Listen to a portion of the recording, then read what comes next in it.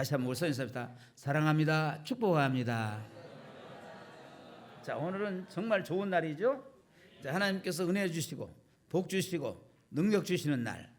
오늘은 좋은 날. 시작. 오늘은 좋은 날. 할렐루야. 아멘. 왜 좋은 날이에요? 제가 한번 하세요.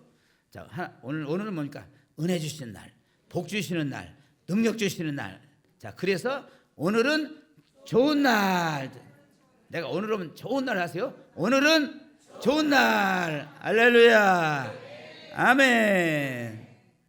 오늘 하나님께서 여러분에게 주신 말씀 요한복음 8장 32절 말씀입니다. 요한복음 8장 32절 말씀 우리 크게 같이 함께 합독하겠습니다. 자, 8장 32절 시작. 진리를 알지니 진리가 너희를 자유롭게 하리라. 아멘. 다시 한번 크게 시작. 진리를 알지니 진리가 너희를 자유롭게 하리라. 아멘. 크게 아멘 합시다. 사랑하는 성도 여러분, 오늘 3월 1일은 3.1절이죠. 106년 전 우리 선조들은 일본 제국의 압제 속에서 자유와 독립을 외쳤습니다. 그날의 함성은 단순한 외침이 아니라 하나님께서 우리 민족에게 허락하신 진리와 정의를 향한 갈망이었어요. 그러나 오늘 대한민국은 또다시 대혼란 속에 있습니다. 대통령 탄핵을 둘러싼 극한의 대립, 불신과 분열, 그리고 국정의 마비가 우리를 괴롭히고 있습니다. 이런 시대에 우리가 붙잡아야 할 것이 무엇입니까? 바로 진리와 정의입니다. 자, 시작. 진리와 정의. 다시 한번 진리와 정의. 성경은 자, 우리에게 이렇게 말씀하시죠. 진리를 알지니 진리가 너희를 자유롭게 하리라. 진리가 없는 곳에서는 자유가 없습니다. 진리가 사라지면 정의도 사라지고 정의가 무너지면 결국 모든 것이 무너지고 맙니다. 오늘 이 시대 속에서 우리가 붙잡아야 할 하나님의 진리와 정의가 무엇인지 함께 살펴보겠습니다.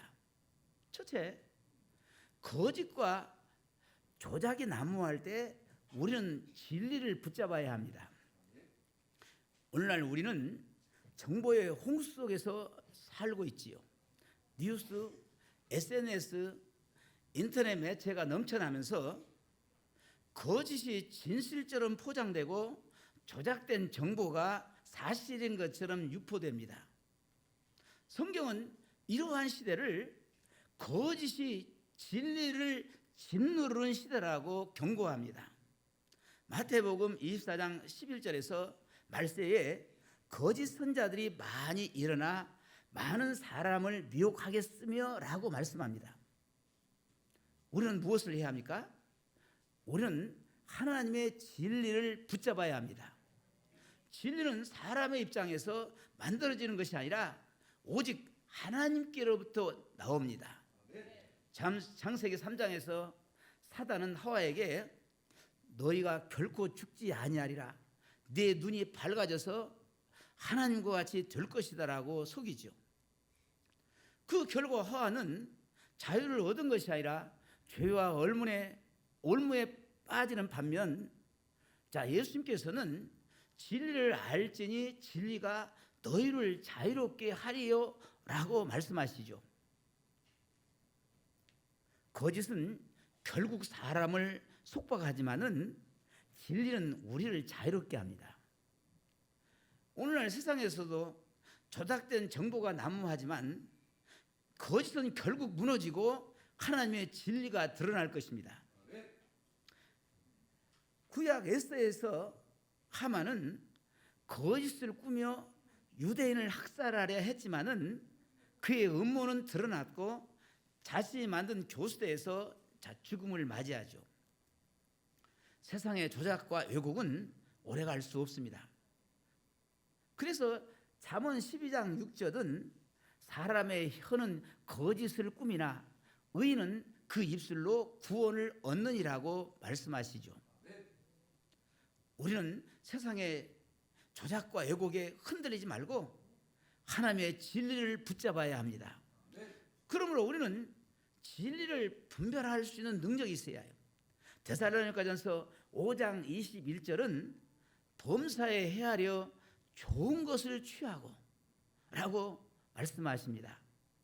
우리가 듣는 뉴스, 보는 정보가 진실인지 하나님의 말씀을 기준으로 점검해야 합니다.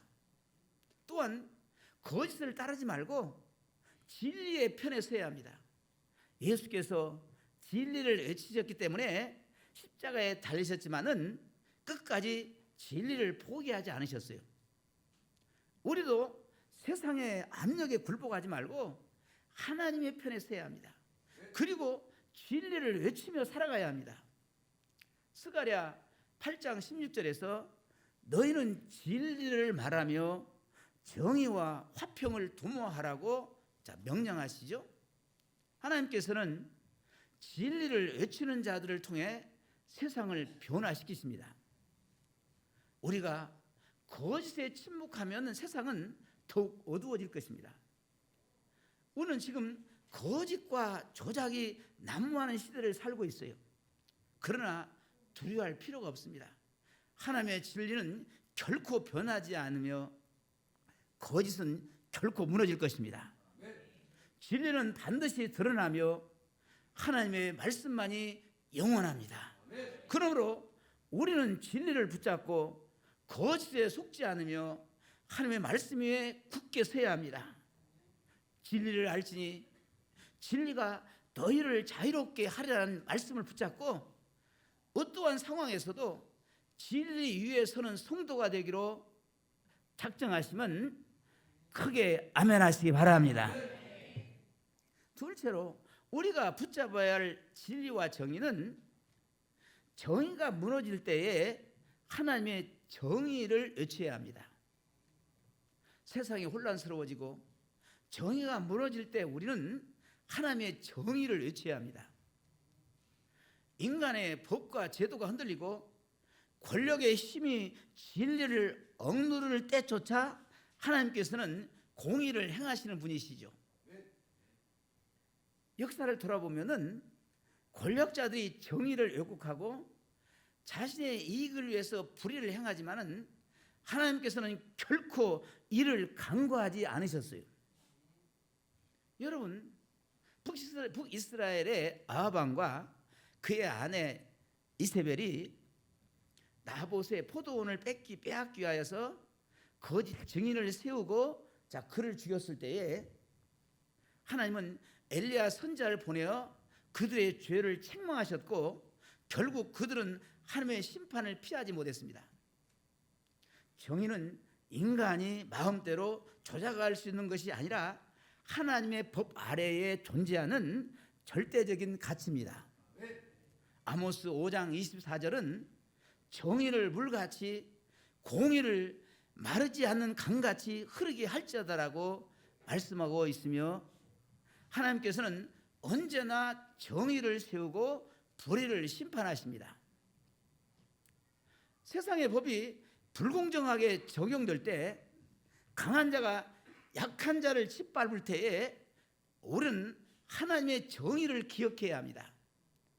세상의 권력은 때때로 사람들을 침묵하게 만들고 불의를 묵인하도록 강요하지만은 성경은 우리에게 불의에 침묵하지 말고 정의를 외치라고 명령합니다. 다니엘이 바벨론에서 하나님을 예배하지 못하도록 하는 법이 만들어졌을 때에 그는 두려워하지 않고 하나님께 기도하는 일을 멈추지 않았습니다. 결과적으로 사자굴에 던져졌지만은 하나님께서 그를 지키셨고 오히려 거짓을 꾸민 자들이 심판을 받았습니다. 오늘날에도 불의가 판을 칠 때에 우리는 침묵해서는 안 됩니다. 하나님께서는 의인의 입술을 통해서 정의를 세우기를 원하시며 우리가 정의를 외칠 때에 하나님께서 역사하십니다. 정의가 무너진 시대 속에서 우리는 무엇을 해야 할까요? 먼저 하나님의 말씀을 기준으로 삼고 올바른 가치관을 지녀야 합니다. 이 세상은 자신의 이익을 위해서 정의를 왜곡하지만은 성경은 변하지 않는 하나님의 법을 우리에게 가르쳐 주시고 있지요. 우리는 상황에 따라서 변하는 것이 아니라 하나님의 말씀을 따라서 정의를 실천해야 합니다. 또한 불의에 동조하지 않고 하나님의 편에 서야 합니다. 세상은 때때로 악한 일을 정당화하고 불의를 묵인하도록 유혹하지만은 우리가 하나님의 말씀을 붙잡고 살아갈 때 하나님께서 함께 하십니다. 마지막으로 우리는 정의를 실천하는 삶을 살아야 합니다. 정의는 단순히 말로만 외치는 것이 아니라 행동으로 나타내야 합니다. 예수께서 종교 지도자들의 외식과 불의를 책망하시고 가난한 자와 억눌린 자들의 편에 서셨습니다. 우리는 작은 일에서도 정직하고 공정하게 행동하며 불의한 일이 보일 때에 그것을 묵인하지 말고 하나님의 뜻을 따라 행해야 합니다. 스가랴 8장 16절에서 너희는 진리를 말하며 정의와 화평을 도모하라고 말씀하시죠. 우리가 진리를 붙잡고 정의를 외칠 때에 하나님께서 일하십니다. 세상은 쉽게 변하지 않지만은 하나님의 정의는 반드시 이루어질 것이며 우리가 믿음을 지키며 나아갈 때에 하나님께서 공의를 세우시는 것을 보게 될 것입니다. 그러므로 우리는 어떠한 상황에서도 하나님의 정의를 외치며 그분의 뜻을 따라 살아가야 합니다. 이 시대에 우리가 붙잡아야 할 정의와 공의가 실천되기 위해서는 세 번째, 하나님을 믿는 자들은 낙심하지 말고 뭐 해야 합니까? 기도해야 합니다. 뭐냐? 기도하자. 세상 흔들리고 불의가 판을 치며 우리가 기대했던 정의가 실현되지 않을 때에 하나님을 믿는 자들은 낙심하지 말고 기도해야 합니다. 세상은 때때로 불공정하고 우리가 바라는 방향으로 흘러가지 않을 때가 많지만은 하나님께서는 모든 것을 다스리시며 그의 뜻을 이루어 가십니다. 우리가 현실을 볼 때 실망하고 좌절할 수 있지만은 믿음의 사람들은 환경을 보고 낙심하는 것이 아니라 하나님께 기도함으로 상황을 바꿀 힘을 얻습니다.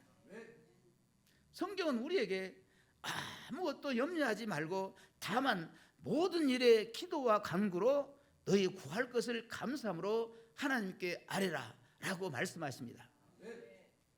기도는 단순히 우리의 소망을 하나님께 전달하는 것이 아니라 우리의 마음을 새롭게 하고 하나님께서 일하시도록 길을 여는 과정입니다. 아멘.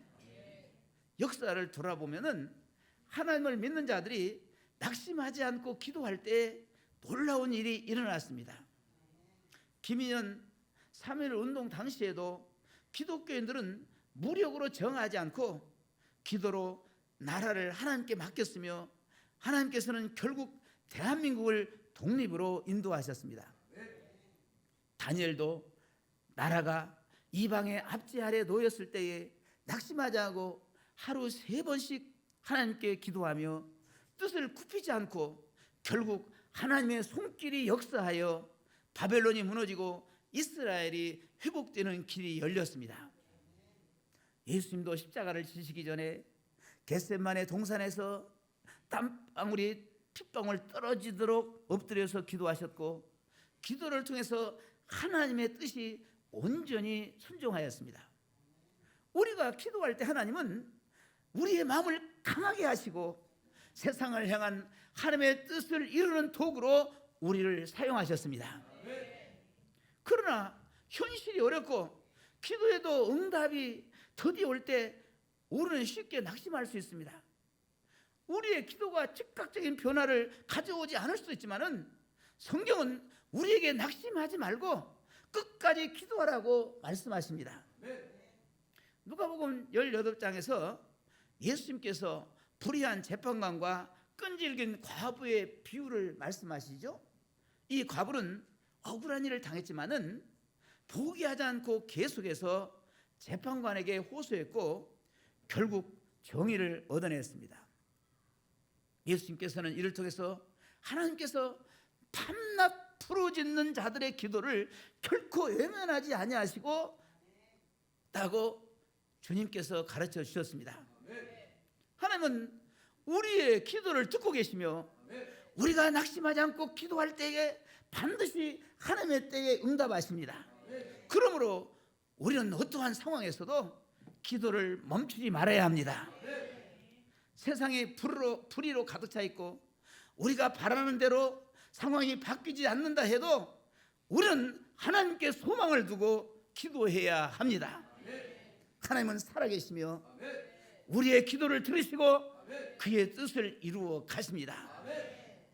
우리의 기도는 세상을 움직이는 힘이며 기도를 통해서 하나님은 불가능한 일을 가능하게 하십니다. 에레미야 34장 3장에서 하나님은 너는 내게 부르짖으라 내가 내게 응답하겠고 내가 알지 못하는 크고 비밀한 일을 보이리라고 말씀하시죠. 우리가 낙심하지 않고 기도할 때 하나님께서는 우리를 새롭게 하시고 우리가 알지 못하는 놀라운 길을 열어주실 것입니다. 그러므로 우리는 믿음을 지키면서 끝까지 기도하는 자들이 되어야 합니다. 결국 우리가 붙잡아야 할 것은 오직 하나님의 진리입니다. 세상은 변하고 거짓이 난무해도 하나님의 말씀은 영원하며 결코 흔들리지 않습니다. 사람들이 거짓으로 세상을 흔들어도 결국 진리는 드러나고 하나님의 정의는 반드시 실현될 것입니다.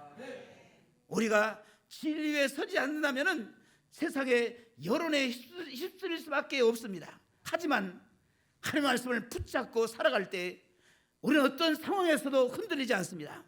그러므로 우리는 거짓에 속지 말고 불의에 침묵하지 말고 낙심하지 않고 기도해야 합니다. 진리를 알지니 진리가 너희를 자유롭게 하리라. 이 말씀을 붙잡고 하나님께서 우리의 가정과 나라를 새롭게 하실 것을 믿으면서 함께 나아갑시다. 아멘. 우리 찬양하고 우리 말씀을 생각하시면서 우리 한번 이 나라와 이 민족을 위해서 기도하는 시간을 갖겠습니다. 여러분 이 나라 이 민족이 없으면은 우리는 자유롭게 신앙생활을 없습니다. 김정은이가 이 나라 와가지고 지배하면은 우리가 신앙생활 없어요.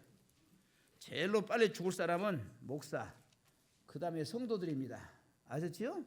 예, 우리는 이 나라가 이 민족이 정말로 있어야 해요. 이 나라가 이 민족이 있다는 건 얼마나 그러니까 나라가 없이 막 보세요. 지금 세계를 볼 때도 얼마나 그런 힘든 나라가 많습니까? 나라가 또 부강해야 해요. 아멘. 나라가 강해야 합니다. 강하지 않으면 세상은 양육강식입니다. 할렐루야.